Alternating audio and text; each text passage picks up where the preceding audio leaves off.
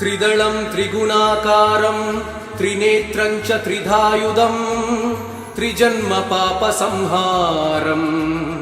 एकबिल्वं शिवार्पणम् त्रिशाकै बिल्वपत्रैश्च अच्छिदै कोमलै शुभै तव पूजां करिष्यामि एकबिल्वं शिवार्पणम् कोटिकन्या महादानं तिलपर्वतकोटयः काञ्चनं क्षीरदानेन एकबिल्वं शिवार्पणम् काशीक्षेत्रनिवासं च कालभैरवदर्शनम् प्रयागे माधवं दृष्ट्वा एकबिल्वं शिवार्पणम् इन्दुवारे व्रतं स्थित्वा निराहारो महेश्वरः नक्तं हौष्यामि देवेश एकबिल्वं शिवार्पणम् रामलिङ्गप्रतिष्ठा च वैवाहिककृतं तथा तटाकानि च सन्धानम् एकबिल्वं शिवार्पणम् अखण्डबिल्वपत्रं च आयुधं शिवपूजनम् कृतं नाम सहस्रेण एकबिल्वं शिवार्पणम् उमया सह देवेश नन्दिवाहनमेव च भस्मलेपन सर्वाङ्गम् एकबिल्वं शिवार्पणम् सालग्रामेण विप्राणां तटाकं दशकूपयो यज्ञकोटिसहस्रश्च एकबिल्वं शिवार्पणम् दन्तिकोटिसहस्रेषु अश्वमेधशतक्रतौ कोटिकन्या महादानम् एकबिल्वं शिवार्पणम् बिल्वाणां दर्शनं पुण्यं स्पर्शनं पापनाशनम् अघोरपापसंहारम् एकबिल्वं शिवार्पणम् सहस्रवेदपाठेषु ब्रह्मस्थापनमुच्यते अनेकव्रतकोटीनाम् एकबिल्वं शिवार्पणम् अन्नदानसहस्रेषु सहस्रोपनयनं तथा अनेकजन्मपापानि एकबिल्वं शिवार्पणम् बिल्वाष्टकमिदं पुण्यं यः पठेत् शिवसन्निधौ शिवलोकमवाप्नोति एकबिल्वं शिवार्पणम्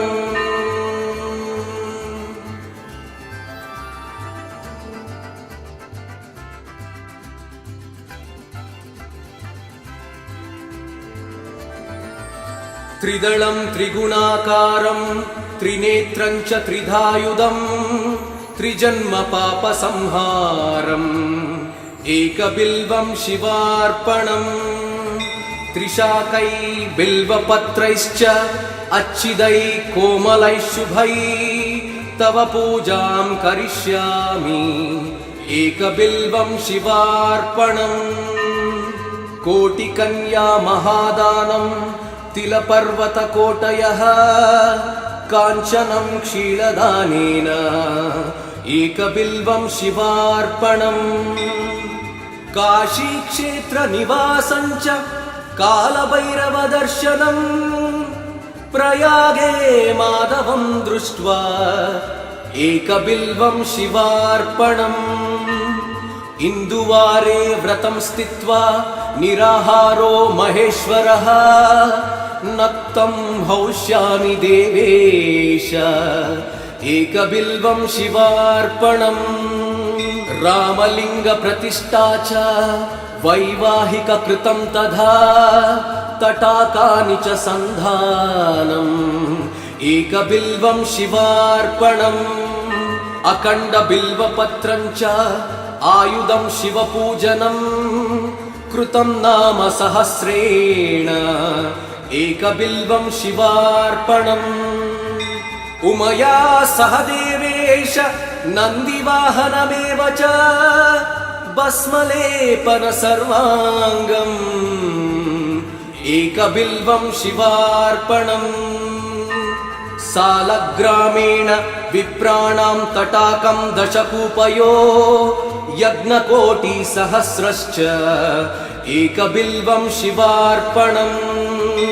दन्तिकोटिसहस्रेषु अश्वमेधशतक्रतौ कोटिकन्या महादानम् एकबिल्वं शिवार्पणम् बिल्वाणां दर्शनं पुण्यं स्पर्शनं पापनाशनम् अघोरपापसंहारम् एकबिल्वं शिवार्पणम्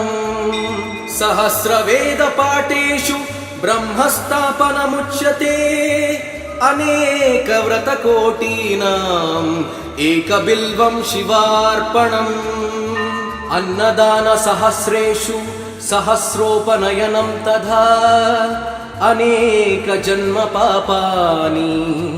एकबिल्वं शिवार्पणम् बिल्वाष्टकमिदं पुण्यं यः पठेत् शिवसन्निधौ शिवलोकमवाप्नोति एकबिल्वं शिवार्पणम्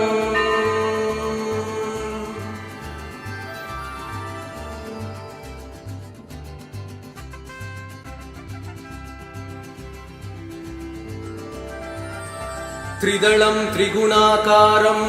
त्रिनेत्रं च त्रिधायुधं त्रिजन्मपापसंहारम् एकबिल्वं शिवार्पणम् त्रिशाकै बिल्वपत्रैश्च अच्छिदैः कोमलैः शुभैः तव पूजां करिष्यामि एकबिल्वं शिवार्पणम् कोटिकन्या महादानम् तिलपर्वतकोटयः काञ्चनं क्षीरदानेन एकबिल्वं शिवार्पणम् काशीक्षेत्रनिवासं च कालभैरवदर्शनम् प्रयागे माधवं दृष्ट्वा एकबिल्वं शिवार्पणम् इन्दुवारे व्रतं स्थित्वा निराहारो महेश्वरः नक्तं हौष्यामि देवेश एकबिल्वं शिवार्पणम् रामलिङ्गप्रतिष्ठा च वैवाहिककृतं तथा तटाकानि च सन्धानम् एकबिल्वं शिवार्पणम् अखण्डबिल्वपत्रं च आयुधं शिवपूजनम् कृतं नाम सहस्रेण एकबिल्वं शिवार्पणम् उमया सह देवेश नन्दिवाहनमेव च भस्मलेपन सर्वाङ्गम् एकबिल्वं शिवार्पणम् सालग्रामेण विप्राणां तटाकं दशकूपयो यज्ञकोटिसहस्रश्च एकबिल्वं शिवार्पणम् दन्तिकोटिसहस्रेषु अश्वमेधशतक्रतौ कोटिकन्या महादानम् एकबिल्वं शिवार्पणम् बिल्वाणां दर्शनं पुण्यं स्पर्शनं पापनाशनम् अघोरपापसंहारम् एकबिल्वं शिवार्पणम् सहस्रवेदपाठेषु ब्रह्मस्थापनमुच्यते अनेकव्रतकोटीनाम् एकबिल्वं शिवार्पणम् अन्नदानसहस्रेषु सहस्रोपनयनं तथा अनेकजन्मपापानि एकबिल्वं शिवार्पणम् बिल्वाष्टकमिदं पुण्यं यः पठेत् शिवसन्निधौ शिवलोकमवाप्नोति एकबिल्वं शिवार्पणम्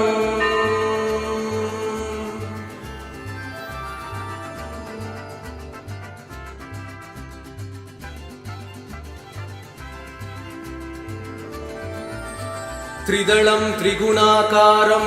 त्रिनेत्रं च त्रिधायुधं त्रिजन्मपापसंहारम् एकबिल्वं शिवार्पणम् त्रिशाकै बिल्वपत्रैश्च अच्छिदै कोमलैः शुभै तव पूजां करिष्यामि एकबिल्वं शिवार्पणम्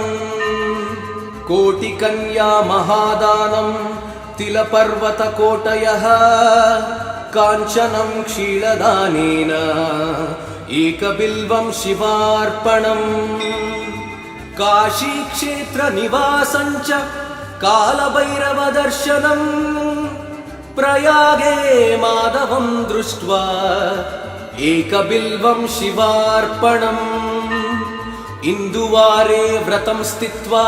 निराहारो महेश्वरः नक्तं हौष्यामि देवेश एकबिल्वं शिवार्पणम् रामलिङ्गप्रतिष्ठा च वैवाहिककृतं तथा तटाकानि च सन्धानम् एकबिल्वं शिवार्पणम् अखण्डबिल्वपत्रं च आयुधं शिवपूजनम् कृतं नाम सहस्रेण एकबिल्वं शिवार्पणम् उमया सह देवेश नन्दिवाहनमेव च भस्मलेपन सर्वाङ्गम् एकबिल्वं शिवार्पणम् सालग्रामेण विप्राणां तटाकं दशकूपयो यज्ञकोटिसहस्रश्च एकबिल्वं शिवार्पणम् दन्तिकोटिसहस्रेषु अश्वमेधशतक्रतौ कोटिकन्या महादानम् एकबिल्वं शिवार्पणम् बिल्वाणां दर्शनं पुण्यं स्पर्शनं पापनाशनम् अघोरपापसंहारम् एकबिल्वं शिवार्पणम् सहस्रवेदपाठेषु ब्रह्मस्थापनमुच्यते अनेकव्रतकोटीनाम् एकबिल्वं शिवार्पणम् अन्नदानसहस्रेषु सहस्रोपनयनं तथा अनेकजन्मपापानि एकबिल्वं शिवार्पणम् बिल्वाष्टकमिदं पुण्यं यः पठेत् शिवसन्निधौ शिवलोकमवाप्नोति एकबिल्वं शिवार्पणम्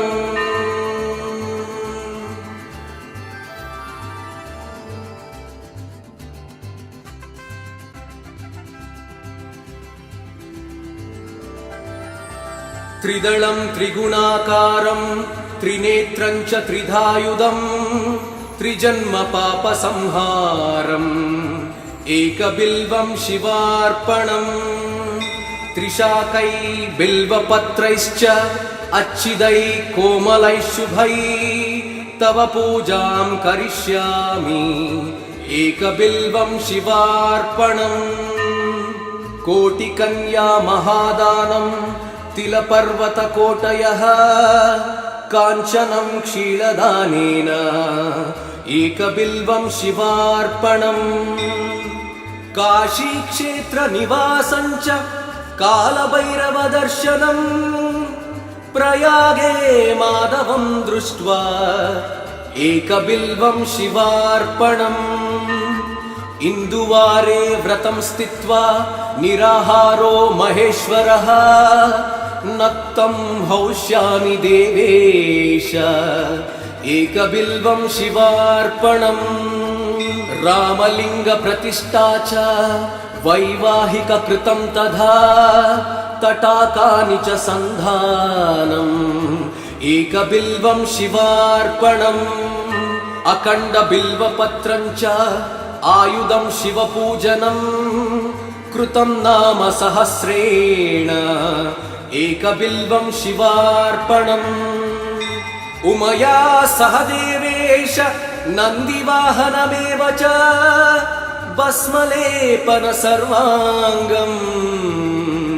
एकबिल्वं शिवार्पणम् सालग्रामेण विप्राणां तटाकं दशकूपयो यज्ञकोटिसहस्रश्च एकबिल्वं शिवार्पणम् दन्तिकोटिसहस्रेषु अश्वमेधशतक्रतौ कोटिकन्या महादानम् एकबिल्वं शिवार्पणम् बिल्वाणां दर्शनं पुण्यं स्पर्शनं पापनाशनम्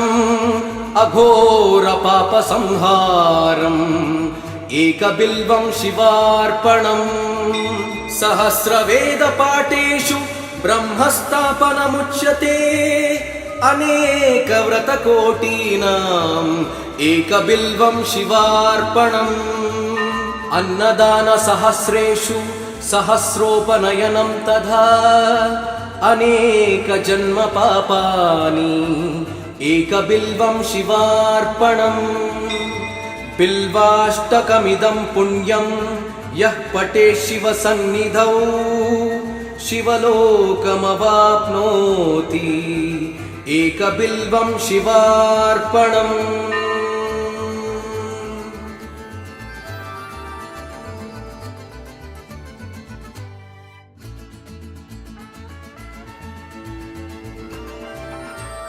त्रिदलं त्रिगुणाकारं त्रिनेत्रं च त्रिधायुधं त्रिजन्मपापसंहारम्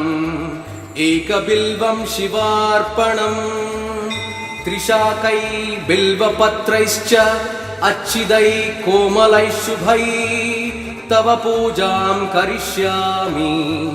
एकबिल्वं शिवार्पणम्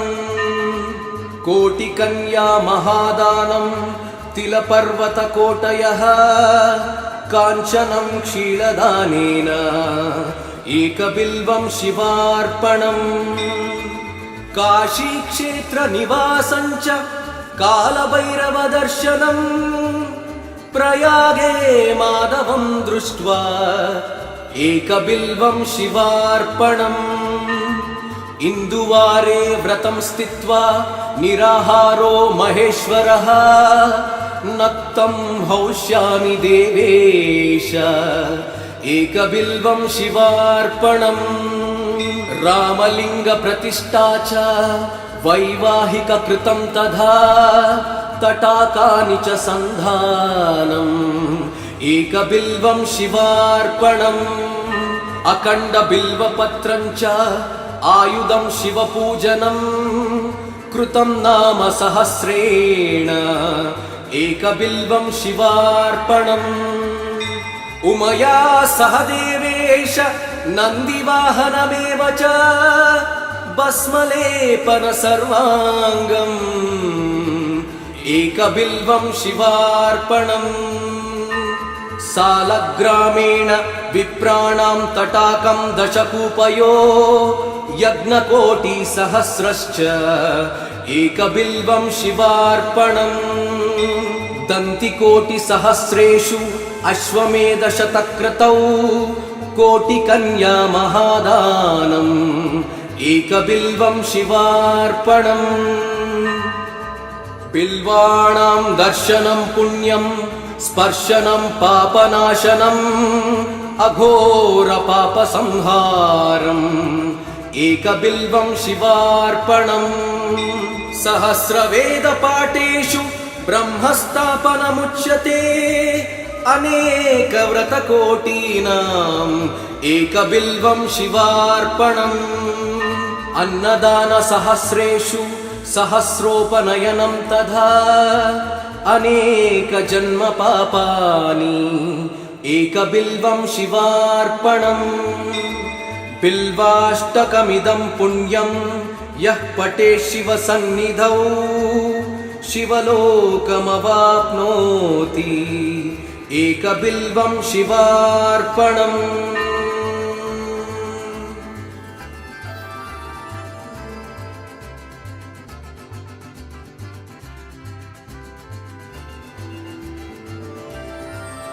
त्रिदलं त्रिगुणाकारं त्रिनेत्रं च त्रिधायुधं त्रिजन्मपापसंहारम् एकबिल्वं शिवार्पणम् त्रिशाकै बिल्वपत्रैश्च अच्छिदै कोमलै शुभै तव पूजां करिष्यामि एकबिल्वं शिवार्पणम् कोटिकन्या महादानं तिलपर्वतकोटयः काञ्चनं क्षीरदानेन एकबिल्वं शिवार्पणम् काशीक्षेत्रनिवासं च कालभैरवदर्शनम् प्रयागे माधवं दृष्ट्वा एकबिल्वं शिवार्पणम् इन्दुवारे व्रतं स्थित्वा निराहारो महेश्वरः नक्तं हौष्यामि देवेश एकबिल्वं शिवार्पणम् रामलिङ्गप्रतिष्ठा च वैवाहिककृतं तथा तटाकानि च सन्धानम् एकबिल्वं शिवार्पणम् अखण्डबिल्वपत्रं च आयुधं शिवपूजनम् कृतं नाम सहस्रेण एकबिल्वं शिवार्पणम् उमया सह देवेश नन्दिवाहनमेव च भस्मलेपन सर्वाङ्गम् एकबिल्वं शिवार्पणम् सालग्रामेण विप्राणां तटाकं दशकूपयो यज्ञकोटिसहस्रश्च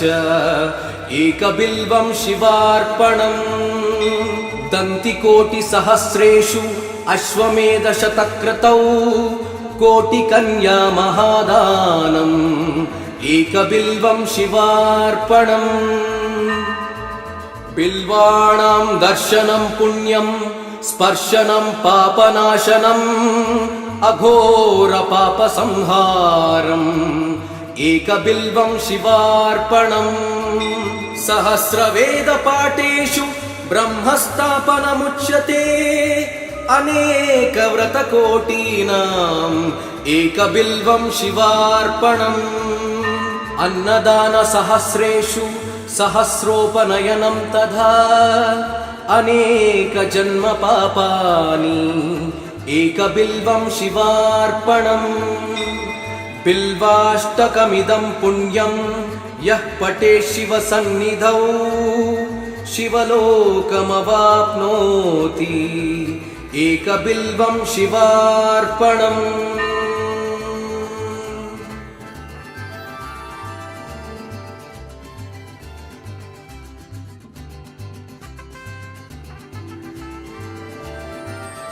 त्रिदलं त्रिगुणाकारं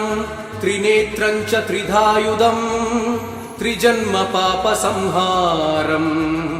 एकबिल्वं शिवार्पणम् त्रिशाकै बिल्वपत्रैश्च अच्छिदै कोमलै शुभै तव पूजां करिष्यामि एकबिल्वं शिवार्पणम् कोटिकन्या महादानं तिलपर्वतकोटयः काञ्चनं क्षीरदानेन एकबिल्वं शिवार्पणम् काशीक्षेत्रनिवासं च कालभैरवदर्शनम् प्रयागे माधवं दृष्ट्वा एकबिल्वं शिवार्पणम् इन्दुवारे व्रतं स्थित्वा निराहारो महेश्वरः नक्तं हौष्यामि देवेश एकबिल्वं शिवार्पणम् रामलिङ्गप्रतिष्ठा च वैवाहिककृतं तथा तटाकानि च सन्धानम् एकबिल्वं शिवार्पणम् अखण्डबिल्वपत्रं च आयुधं शिवपूजनम् कृतं नाम सहस्रेण एकबिल्वं शिवार्पणम् उमया सह देवेश नन्दिवाहनमेव च भस्मलेपन सर्वाङ्गम् एकबिल्वं शिवार्पणम् सालग्रामेण विप्राणां तटाकं दशकूपयो यज्ञकोटिसहस्रश्च एकबिल्वं शिवार्पणम् दन्तिकोटिसहस्रेषु अश्वमेधशतक्रतौ कोटिकन्या महादानम् एकबिल्वं शिवार्पणम् बिल्वाणां दर्शनं पुण्यं स्पर्शनं पापनाशनम् अघोरपापसंहारम् एकबिल्वं शिवार्पणम् सहस्रवेदपाठेषु ब्रह्मस्थापनमुच्यते अनेकव्रतकोटीनाम् एकबिल्वं शिवार्पणम् अन्नदानसहस्रेषु सहस्रोपनयनं तथा अनेकजन्मपापानि एकबिल्वं शिवार्पणम् बिल्वाष्टकमिदं पुण्यं यः पठेत् शिवसन्निधौ शिवलोकमवाप्नोति एकबिल्वं शिवार्पणम्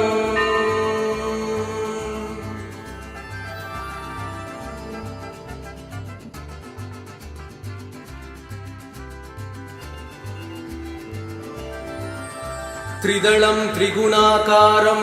त्रिनेत्रं च त्रिधायुधं त्रिजन्मपापसंहारम् एकबिल्वं शिवार्पणम् त्रिशाकै बिल्वपत्रैश्च अच्छिदैः कोमलैः शुभैः तव पूजां करिष्यामि एकबिल्वं शिवार्पणम् कोटिकन्या महादानम् तिलपर्वतकोटयः काञ्चनं क्षीरदानेन एकबिल्वं शिवार्पणम् काशीक्षेत्रनिवासं च कालभैरवदर्शनम् प्रयागे माधवं दृष्ट्वा एकबिल्वं शिवार्पणम् इन्दुवारे व्रतं स्थित्वा निराहारो महेश्वरः नक्तं हौष्यामि देवेश एकबिल्वं शिवार्पणम् रामलिङ्गप्रतिष्ठा च वैवाहिककृतं तथा तटाकानि च सन्धानम् एकबिल्वं शिवार्पणम् अखण्डबिल्वपत्रं च आयुधं शिवपूजनम् कृतं नाम सहस्रेण एकबिल्वं शिवार्पणम् उमया सह देवेश नन्दिवाहनमेव च भस्मलेपन सर्वाङ्गम् एकबिल्वं शिवार्पणम् सालग्रामेण विप्राणां तटाकं दशकूपयो यज्ञकोटिसहस्रश्च एकबिल्वं शिवार्पणम् दन्तिकोटिसहस्रेषु अश्वमेधशतक्रतौ कोटिकन्या महादानम् एकबिल्वं शिवार्पणम् बिल्वाणां दर्शनं पुण्यं स्पर्शनं पापनाशनम् अघोरपापसंहारम् एकबिल्वं शिवार्पणम् सहस्रवेदपाठेषु ब्रह्मस्थापनमुच्यते अनेकव्रतकोटीनाम् एकबिल्वं शिवार्पणम् अन्नदानसहस्रेषु सहस्रोपनयनं तथा अनेकजन्मपापानि एकबिल्वं शिवार्पणम् बिल्वाष्टकमिदं पुण्यं यः पठेत् शिवसन्निधौ शिवलोकमवाप्नोति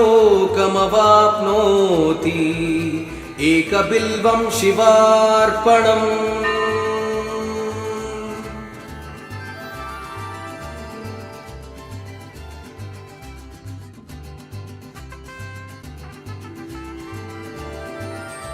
त्रिदलं त्रिगुणाकारं त्रिनेत्रं च त्रिधायुधं त्रिजन्मपापसंहारम् एकबिल्वं शिवार्पणम् त्रिशाकै बिल्वपत्रैश्च अच्छिदैः कोमलैः शुभैः तव पूजां करिष्यामि एकबिल्वं शिवार्पणम् कोटिकन्या महादानं तिलपर्वतकोटयः काञ्चनं क्षीरदानेन एकबिल्वं शिवार्पणम् काशीक्षेत्रनिवासं च कालभैरवदर्शनम् प्रयागे माधवं दृष्ट्वा एकबिल्वं शिवार्पणम् इन्दुवारे व्रतं स्थित्वा निराहारो महेश्वरः नक्तं हौष्यामि देवेश एकबिल्वं शिवार्पणम् रामलिङ्गप्रतिष्ठा च वैवाहिककृतं तथा तटाकानि च सन्धानम् एकबिल्वं शिवार्पणम् अखण्डबिल्वपत्रं च आयुधं शिवपूजनम् कृतं नाम सहस्रेण एकबिल्वं शिवार्पणम् उमया सह देवेश नन्दिवाहनमेव च भस्मलेपन सर्वाङ्गम् एकबिल्वं शिवार्पणम् सालग्रामेण विप्राणां तटाकं दशकूपयो यज्ञकोटिसहस्रश्च एकबिल्वं शिवार्पणम् दन्तिकोटिसहस्रेषु अश्वमेधशतक्रतौ कोटिकन्या महादानम् एकबिल्वं शिवार्पणम् बिल्वाणां दर्शनं पुण्यं स्पर्शनं पापनाशनम् अघोरपापसंहारम् एकबिल्वं शिवार्पणम् सहस्रवेदपाठेषु ब्रह्मस्थापनमुच्यते अनेकव्रतकोटीनाम् एकबिल्वं शिवार्पणम् अन्नदानसहस्रेषु सहस्रोपनयनं तथा अनेकजन्मपापानि एकबिल्वं शिवार्पणम् बिल्वाष्टकमिदं पुण्यं यः पठेत् शिवसन्निधौ शिवलोकमवाप्नोति एकबिल्वं शिवार्पणम्